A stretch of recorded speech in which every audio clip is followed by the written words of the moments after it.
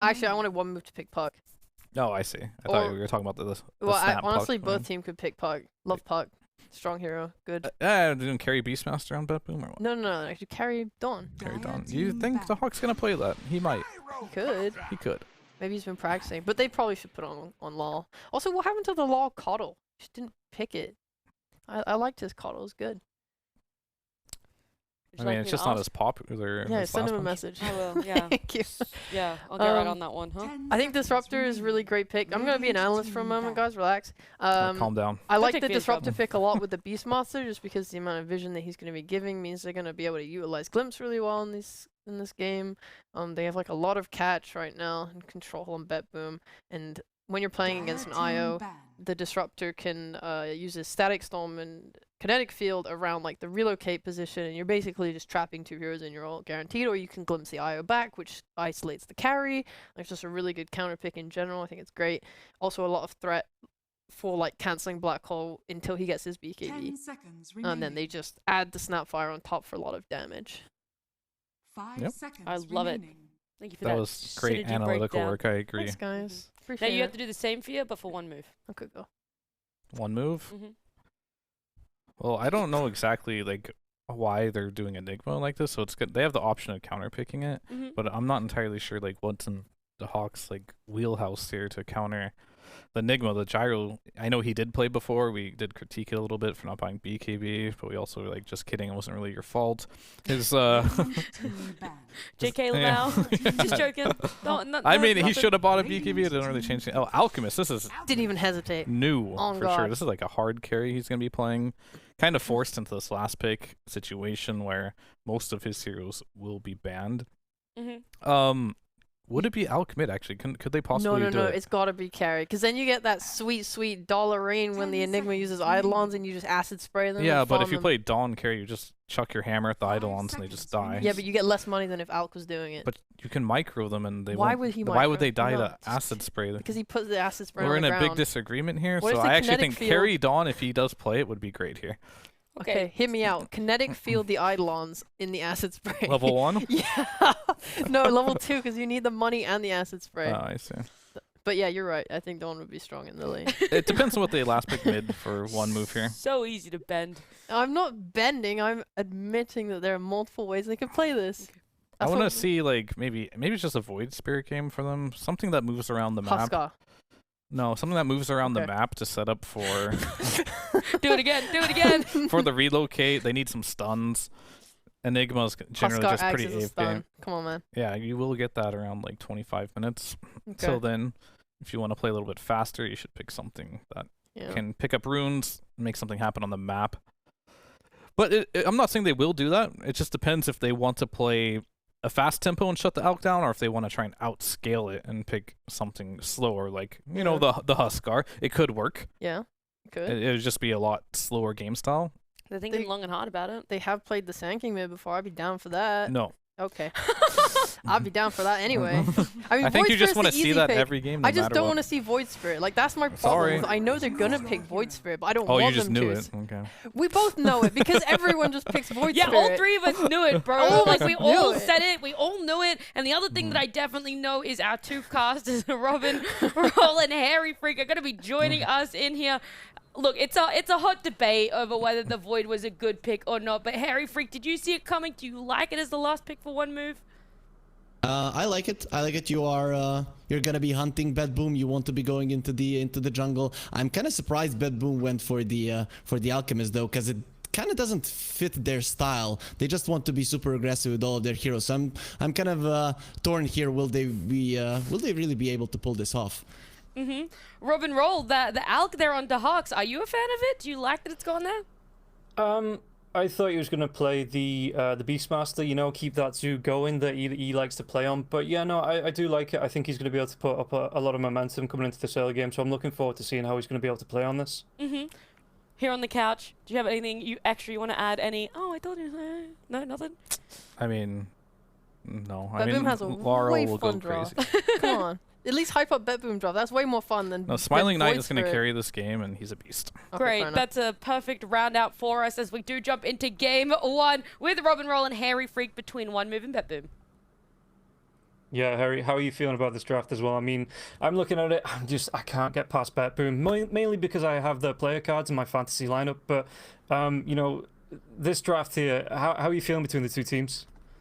Well, as I said earlier, you know, when I look at the Disruptor, I usually expected BetBoom to play their usual way of Dota, just run towards the enemies. I casted their games against Na'Vi, and they did very well at the early stages of the game, but Na'Vi were able to extend it, and then at one point, you know, you get the grab on their heroes and you win the game. I feel like this lineup of BetBoom doesn't have that similar feel of what they usually like to play, and when I look at the Disruptor, I want to see a lot of moves happening around the map. You get a kill and then you get a bonus. With the Alchemist there, one move can always be stronger in terms of numbers. Of course, the Disruptor does help dealing with the IO, but the hero just doesn't give me the same strength as I thought it would have if it was something more aggressive on the carry role. I expected it to be a carry Dawnbreaker, to be honest, and for Laurel to get some mid hero that is going to be rotating towards the off lane at minute 7, because that is what this guy likes to do. So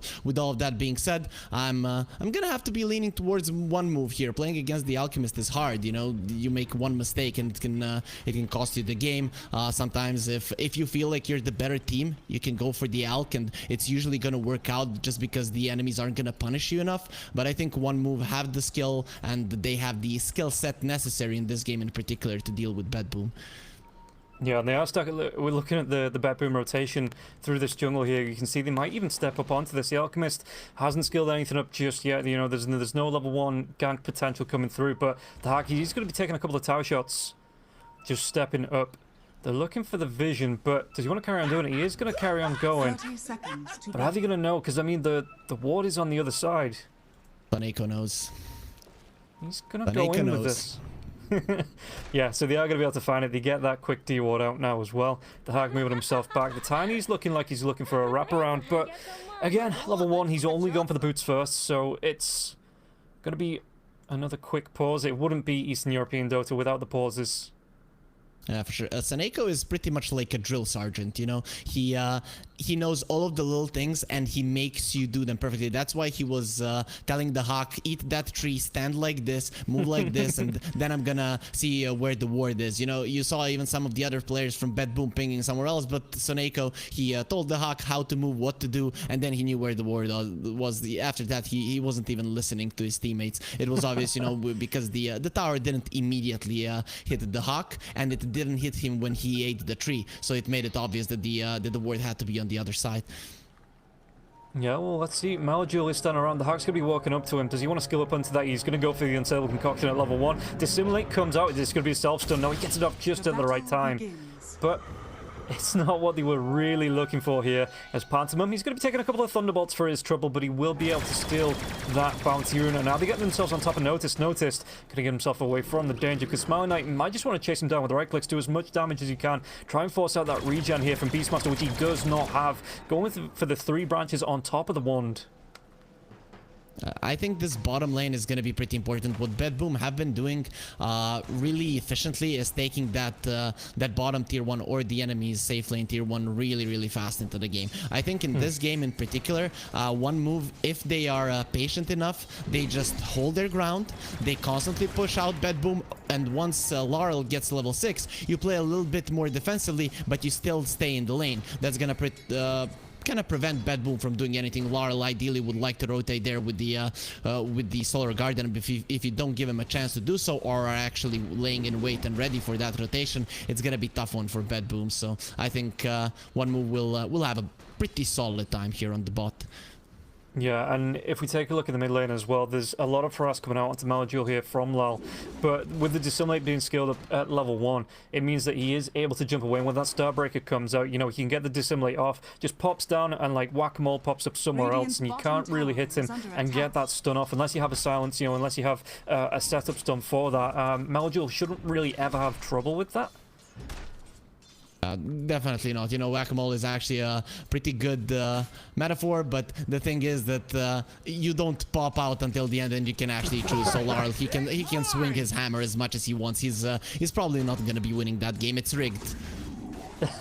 Yeah, it is. Bottom lane, they might be able to make something happen against Force Majeure here. There's going to be the homing missile coming through as well as a Rocket Barrage Pantomime. They're going to stop as Force Majeure. He just takes a lot of damage coming through from the Gyrocopter there. But with the Beastmaster being away, I mean, there wasn't a lot of fault. But notice he's far back behind that tier 1 tower as well, trying to farm up these creeps. So I'm surprised he didn't go a little bit further on to force here. Try and maybe force out a kill. You know, there are some creeps going through, and considering that you're already losing some creeps to the Knights of Notice, you can't really allow that to happen. This is still a gyro with an IO, so your experience is gonna be suffering in the game. If you look at the other heroes, the IO doesn't really have anyone else to play with, so the gyro will always have that partner, and because of that, you will have some experience issues on the carry gyro. Okay, and up on the top lane, like the panel talked about, it is going to be Dahak here on this Alchemist. It looks like he just wants to go straight Radiance coming through with the Sacred Relic already built in his stash. But how do you think he's going to fail on this hero? Because his main heroes are the Visage, you know, they are the Nature's Prophet. So it's a little bit fish out of water here with this Alchemist. What is it that he wants to be looking for in this match in terms of, and this is what Sheep talked about as well, the Acid Spray into the Kinetic Field. But there's going to be the Avalanche coming through from the Tiny. Dahak going to be taking a lot of damage. He's got that Unstable Concoction being channeled out. Is he going to be able to throw it out? No. First Blood goes the way of Afterlife. Okay, so that's... Go on. Yeah, I was just going to say, that's really not the start that the Alchemist would have wanted, though. The Tiny plus the Enigma is one of the strongest lanes. Alchemist started off with an unstable concoction for the runes. I think that in itself made the laning stage a little bit harder for the Hawk. And with your question, the Hawk, like he plays everything. This is a guy that people look to innovate. So he can pretty much play any hero, especially these weird ones that you don't see too often. He's the kind of guy that's gonna pull out the Alchemist when no one is expecting it. So I'm not really afraid of him not using the hero properly. I just see that OneMove do have ways to deal with him, and you know, especially early on, Tiny is a very annoying hero to deal with. He can contest the stacks. He's gonna be crushing you in the lane, as we saw just now. And the Hawk definitely not looking too hot, even though he got some Eidolons. It was pre-Grievil's Greed, so it's not gonna be a huge influx of gold for the Alchemist whatsoever. Yeah, and so what does Sayush want to be doing here in terms of, because he looks like he's just hanging around on the sidelines, but is that just going to be the, you know, the tosses back maybe into the tier 1s, just disrupting this lane, or do you think he is going to be maybe looking to rotate into the mid lane, get on top of Lal there as well, and just really put the pressure on a couple of lanes here on for the side of BetBoom? Overall, you don't want to leave the Enigma alone. What Sei is doing, he is threatening, right? Him staying on the side means that BetBoom can't do anything. You come close to the Enigma, you're gonna get tossed back. You try to pull, he stops it. So he, with the boots, knows that he isn't really a hero that can be caught easily. And he can just do whatever he wants. So BetBoom, they're gonna have a really tough time here as Eidolons start getting leveled up more and more. It's gonna be more and more impossible to lane here for the side of BetBoom. Okay, and if we take a look in the mid lane as well, Lal, he's already level 6 now, so he's going to have that Solar Guardian. Does he want to get aggressive with this any chance he gets, you know, or is that just going to be, is he going to save it for, like, saves if the hack gets gone on again like that, the aggression comes out? You know, how is he going to try and play around this mid Dawnbreaker? Ideally, you want to use it on the bottom lane. You want a few more levels on the Beastmaster so that you can pressure the tower. If you use it on top, sure, it's a kill. You save the Hawk, but it's most likely gonna be a Tiny going down, unless Seneko really set something up. But considering the state of the lanes right now, it has to be a defensive one, and I think Laurel is gonna be it's gonna be one thing to use it on the bottom lane, but you know, you might just have to save your Alchemist at some point. Okay, and well, the Beastmaster, if we take a look at Notice, already level 4.5. So, top lane, there is going to be some Eidolons being stolen there by the Alchemist. But yeah, so Notice he's level 4, he's getting close to that level 5. Is that then when the Roar starts to come out? In fact, he could be in a little bit of trouble here as well on the bottom lane as the homing missile. Nah, he's going to be alright underneath that tier 1 tower. A gift from the Tempest of Very nice. What OneMove are trying to do now, you see the Tiny kind of rotating towards the mid. You would ideally want some of the supports to rotate to the mid lane, potentially with a TP. If that does happen, then Lars' rotations to the side lanes just aren't going to be as impactful because there's only going to be one hero there. So that's why you see Seiyu kind of rotating around the mid lane, but in the end he doesn't secure the rune for Meliul, which was the primary reason for that move overall. You want the Void Spirit to get off to a good start, and for this hero to get that, you need the power runes. Though ideally, the second power rune is the one where he goes in. You want 4 points in the Simulate to actually have decent damage output. With just 2 points in the Simulate and Resonant Pulse, you don't really kill heroes unless they've dove too far. Yeah, and take a look again on the top lane. Afterlife, he's just able to use his Eidolons to farm the heavy camp. He's getting up a decent amount of gold here. You know, 3k gold. He's roughly even with the top contenders in net worth here. Afterlife and pushing out this lane. Alchemist is not... I mean, you want to be seeing him race ahead, but like you say, it looks like Sayushi's just really putting the pressure on Dahak, and Dahak, I don't think he's struggling, but he's not really getting the momentum that you'd expect here from an Alchemist. In fact, he's going to self-cast once again onto the Unstable Concoction, which just delays once again the farm that he's able to take out of this map. And you know, 7.5 minutes in, really, what does the Alchemist want to be looking for after that, you know, the Radiant starts to come out? You know, does he want to be going towards a straight BKB with the amount of control coming out on the side of OneMove? I think BKB would be a good item after the Radiance. Obviously, you want the Radiance for more farm, and right now the main idea that is in the Hawk's mind is just hit the creeps. So he is gonna be asking for stacks. He is gonna be asking for space, and that is what needs to happen so that he is allowed to farm. Meanwhile, mid lane, in the river, it looks like they might be able to catch out onto the Dawnbreaker low. Can he get himself, or maybe even try and turn this? It looks like Meljul just gonna run himself away, but it's gonna be going back in the Astral Steps. Soneko, that glimpse, it went absolutely nowhere, and now Meljul, though, under pressure. The Starbreaker just come out to Sayush. One more right click, Soneko will be able to claim that kill, but it's going to be the rotation coming in for Rhythm Force. The Dissimulate does get Meljul out safely, or as close to safe as possible, though. But a really chaotic fight and a good rotation through from both supports on the side of BB.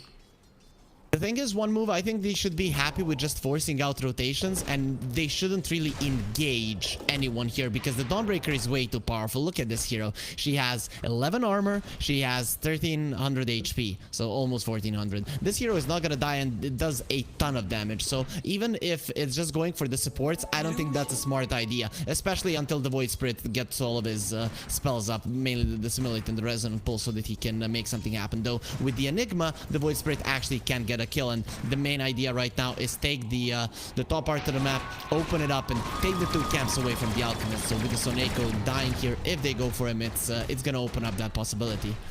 Yeah, Soneko's going to get dragged back in there. It's going to be a Soul Guardian rotation coming through here from Lal, but Meljul does get the kill. Is he going to be able to get himself away from this one? The Celestial Hammer onto Meljul. Meljul just has to go by foot. He doesn't have that Astral Step any longer. Dissimulate comes up in a couple of seconds here, but the hack, he's going to be waiting. Is he going to be able to get the Dissimulate down on the cliff? He's absolutely not. The lockdown comes in, and now he might get himself down. He will. No chase from the Hammer. Doesn't have the mana here for a Dawnbreaker, so he's not going to be able to pop himself down, and the rotation comes through. Afterlife, is he going to be able to get anything from this backline? Sayushi's going to be able to get the lockdown onto Lal. The toss comes through, but the stun...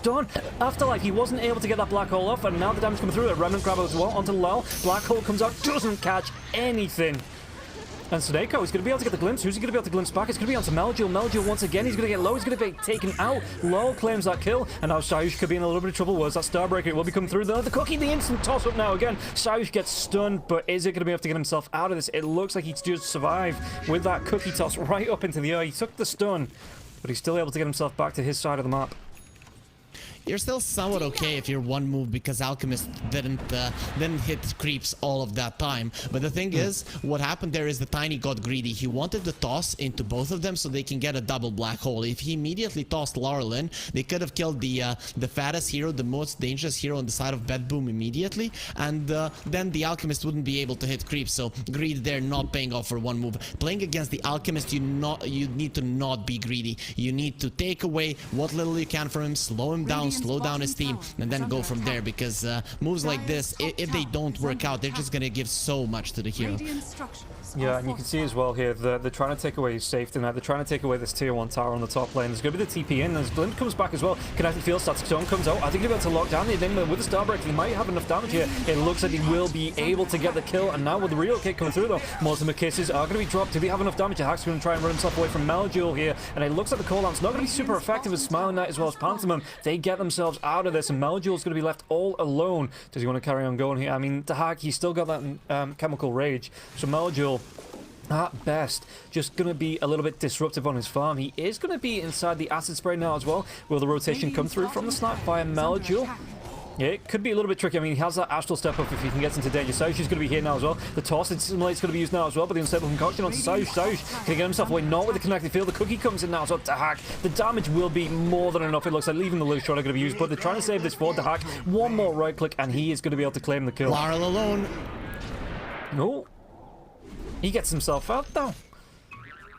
Barely, but he does manage to do so. OneMove, they're actually making some really nice moves into the BetBoom jungle. Now they understand they shouldn't commit too much, and they're just pressuring the Alchemist as much as they can, preventing him from hitting creeps. Every time Alchemist isn't hitting creeps is a win for you, but the next black hole needs to the count. It's just not gonna be worth it if your one big cooldown doesn't land you a big kill. Laurel has been able to survive twice now by the nick of his teeth, and these are the kind of things that can be problematic when playing against the Alchemist lineup. Obviously they can be problematic every single time, but against this kind of a hero, 20 minutes in, if this is what happens like 3 or 4 times, you can just instantly lose the game because of it.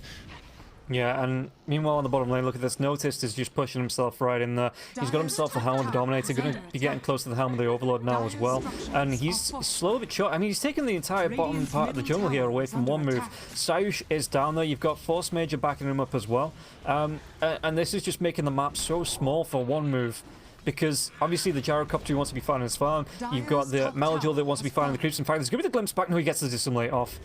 But the Roar, he doesn't have the mana for it. He has 1 charges. Is it going to be enough? The Avalanche comes out onto the Beastmaster. Astral Step comes forward now as well. There is going to be the relocate, but there's going to be the Roar onto the Gyrocopters, and Gyro not going to be able to follow this up. The Mortimer Kisses get dropped into the Smiling Knight now as well. Knight will go down. Pantomime, he's going to be being dragged himself away by the relocate, and it's going to be maybe the Glimpse back. Do they catch up Sayush now? As they do, the Cookie comes out. Really nice couple of kills going the way of BetBoom there. BetBoom are so in control of this game. So what were they doing? You could see that Notice never TP'd to the top lane to protect the Alchemist, because he is just trying to force OneMove to go towards the bottom lane. But if they don't, then Beastmaster is getting everything he wants. This is the thing. When you're playing against the Beastmaster, you want to smoke there, get him out. But they put a little bit too much emphasis on this Alchemist, which allowed Notice to do whatever he wants. And now with the mid lane tower down, we talked about the Disruptor and his ability to get that bonus hero. Well, Soneko is already making that happen, because with the Mortimer's Kisses you get 1, and then you just get a bonus with a Glimpse every single time. This is now looking really, really good for the side of BetBoom. Look at the control come through onto Meljul now as well. Yes, if he can get the vision, yeah, they're going to be able to get the Glimpse back. He's already used the Dissimulate and the Starbreaker time to perfection. The Astral Step does come through though, so it's not going to be the death of the Void Spirit, but I'm just watching these 3 heroes absolutely terrorize out onto the Void Spirit. And, you know, Lyle, he's got a decent timing with that Glimpse back into the Starbreaker. You saw it there. You know, he's getting that point perfect.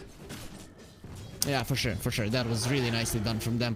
And BetBoom, they're not stopping the aggression. They're controlling both of the big jungles. They're protecting their own, and you can see with the positioning of Notice what they're doing right now. OneMove, this is why the Alchemist is such a nasty hero, because he's always in your mind, and then you're not playing basic Dota. And the basic thing is get the Beastmaster out of your jungle. So finally OneMove will be making that one, because it has to be done before any of the other moves come out. Look at how long he's living for, though. He's wasting 3 heroes' time. The Astral Step that Dissimulate comes through. Yeah, he goes down. He gets taken down by the Pinecone. And the Warpine Raider, well, it's going to be a little bit of revenge, maybe from the Eidolons, but that was still, even from being stunned up for so long, he gets the Roar off, and he takes down the Enigma solo. Now, Enigma, he went for the Spirit Vessel. The game started off really nicely for OneMove, so you can get this. They could have, they had this time where they were invading the Alchemist. The problem, of course, comes down to it now. If you don't get rid of the Beastmaster, you can't go for the Alchemist. So I don't think that the Enigma will be even seeing the Alchemist before he gets his BKB. Okay, that's definitely gonna be true because he's less than 1,000 away. And BetBoom, they've caught Smiling Knight. Yeah, they come in with the smoke here through the river. They're going to be able to get all 3 heroes. The control comes through. And they might even be able to get onto Pantomime. Pantomime's not going to be able to get himself away from this. And it is going to be Tahak. Cool guys don't look at kills as he turns his back and the acid spray deals the last little bit of damage there to get the kill onto the IO, and he just goes back to farming. You know, he can't be wasting time looking at his kills. He's got creeps to farm. For sure. Right now, Alchemist goes to the bottom lane. That is a place where they might be able to catch him. They'll look at this. There is still nice vision in the OneMove jungle around the outpost, so the Alchemist knows what OneMove need to do and how they need to play this game. Right now, it's so tough. It's already a bit too far away. 16 minutes in, you know, tough to say something like that, but that's just the case. You need to get a kill on the Beastmaster bottom, immediately move to the top part of the map. That's what needs to happen every single time, though. They caught Laurel. The question is, do they have the damage? The Remnant's going to be there as well, so they are going to be able to get the kill onto the Dawnbreaker. And yeah, it's a nice pick. It's the amount of gold that's given over to Afterlife as well. Afterlife, you know, it's going to get him closer towards the BKB, which he wants, it seems. And it's not too bad of a kill because it means that, you know, there's less protection on the map. I don't think the hack cares because he's got that BKB now. He's going to be able to walk it off. He's going to go back towards, in fact, he might just go onto Meljul. And Stable Concoction comes out. Is he going to be able to get that throw off? He's going to be able to hit with the Astral Step. Just gets a little bit of distance there between the Void and the Alchemist. That was a really big kill for OneMove. The question is, what can you do with it? The main thing, outpush the top lane. If the top is outpushed, you can make a move into the bottom lane, get a kill, and then again try to apply some pressure to the mid lane tower, maybe to the Alchemist farm. That is what the OneMove need to do right now. And let's see if they'll be able to do it. They did push out the top lane. Now getting a kill on the bottom lane is going to be of the utmost importance. But BetBoom, they feel so confident. They just walk into Roche. They want to force OneMove to come over to them and actually know the positioning of their opponents. Yeah, you can see the scan comes out here. It's going to be scouting through inside the Roche, or just outside the Roche pit. So they know that somebody on the side of BetBoom is about OneMove. Are they going to try and do something about it, or is this just where they get, okay, they're going to give up an Aegis, but they're going to be able to get a little bit of free farm on the Enigma, onto Meljul here as well? Do they want to contest this Roche? You can see that they can't get there in time. So you get most that you can out of this one. That is pushed out lanes that allow you to make moves. This is really nice. They gave the Aegis to Laurel because Laurel is the one that is just gonna be running in over and over again. He wasn't afraid of death earlier, and now even more so. Is that his shard now coming out? Okay, these heroes, they're gonna melt. I mean, imagine the IO caught in a Starbreaker now with a Deso. He's just gonna get destroyed. Oh, they see the Hawk. They have to relocate. What's he doing? Top lane, he's going to come through with the Black Hole. There is going to be the relocate coming through, but he's already going to be taking care of that Solar Guardian. So handy. They are going to be able to get themselves 2. Can they make it 3? The TP away from the Gyrocopter. I think that was his BKB there as well. It was. First charge? Yep, first charge of the BKB just to get a TP out and give up 2 kills to the hack. Okay, they did tickle the Alchemist for a second. They did like 200 damage to him, so he was at 2k at one point. So very, very close to dying for sure. So look at this as well. Force is just getting aggressive onto a Tiny, the big tanky Tiny, and getting bullied away by a Cookie Grandma. They get the glimpse back now as well. What are they going to be able to do? They're going to be able to get the lockdown onto the Gyrocopter. Mortimer kisses just to make sure with that Static Storm as well as the Kinetic Field. They get the lockdown. And yeah, again, I was told this morning that the Eastern European region wasn't that aggressive, but BetBoom, they're really bringing the aggression to this match. I really need to stop talking to these guys that tell you these kind of things. I really have no idea what who actually says that though. Seiyu, he's looking very much dead. They don't even want to use the Aurora. Okay, there it is. Notice is like, you're not going anywhere, my friend, and the Hawk will just easily finish it off. This is one of the cleaner games that I've seen in Division 1. This is just beautiful gameplay coming out from BetBoom. OneMove, they made one mistake there with the Black Hole, with the tosses, and after that they couldn't make anything happen. That is just how cleanly BetBoom have been playing and understanding timing of their draft is perfect. So whoever thought that these guys were a one-trick pony, we just push, and push. Well, that's not gonna be the case. You know, they can farm with the Alchemist for 20 minutes. Now he's ready to fight, and you know, it still is an early game lineup. They're gonna be ending this game early on, but for the first 15 minutes, you know, at least the Hawk wasn't part of the fun. Yeah, and I don't know who gave you that impression that the Hack could only play a couple of heroes. You know, he's really fitting on the Alchemist, and that anyone that thought differently, you know, should probably go and just watch this game, I guess, is the best piece of advice. Because this, I mean, it's tier 2 tower as well. Look at this, how wide a berth that OneMove are giving the Alchemist in this, because they still need the farm, you know, they're still looking for the items. Void Spirit now does have that Ag Scepter up, but on the bottom lane, I think we have to catch up until Lal. I mean, he has the ripcord if he needs to eject there with the Solar Guardian. His team will connect fast enough if they go for him. Yeah, it looks like the toss is going to come through. He's going to be able to get that shot, like you say. Does he get himself away? The Celestial Hammer. Nah, the damage is way too much. But that's going to be the Aegis, and it's not the full life, so 2 seconds. Do they want to carry on going? Because BetBoom are moving themselves away. No. OneMove. They just leave. They get the Aegis. They say, that's enough. You know, we don't want to be caught out. We don't want to be losing anything from this. So we're going to be happy just taking away the second life from Lal. Very nice call. Very nice call coming out from one. Oh, did they get the glimpse? Yeah. So shit. Poor timing. They got the vision with the Mortimer's kisses, and then Soneko obviously was ready with that. So I think Laurel, he thought he was a little bit tankier considering that he had the shard. So with the Starbreaker, he thought he was gonna heal a little bit more, and his team will get there in time. But he does lose the Aegis. The Hawk, though, look at what he can do. He can just dive into the enemy triangle 22 minutes in and just walk away without BKB usage, without anything, and even force that one out of the enemies. Right now, OneMove, they don't really have many plays to rely on. They're probably gonna be waiting for the Enigma BKB, but even that doesn't change much. You are lacking damage at this point heavily. Smiling Knight needed to go for a BKB. That's not gonna help him in the damage department. The Hawk just does not die, especially if there's a Solar Guardian on top of him.